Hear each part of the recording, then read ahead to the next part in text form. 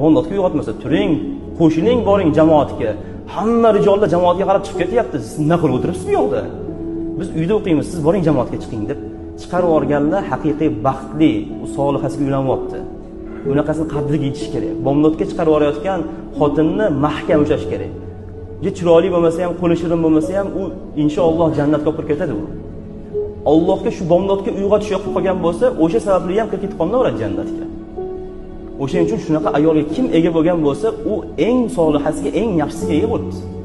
Chiroyli bo'lsa, ko'zlarini qamashtirsa, ertalab tursangiz, uxlab yotsa, turg'izsangiz ham turmasa, endi u yaxshi emas-da. O'shaning uchun hamma tarafini olib chiroylisi ham kerak endi.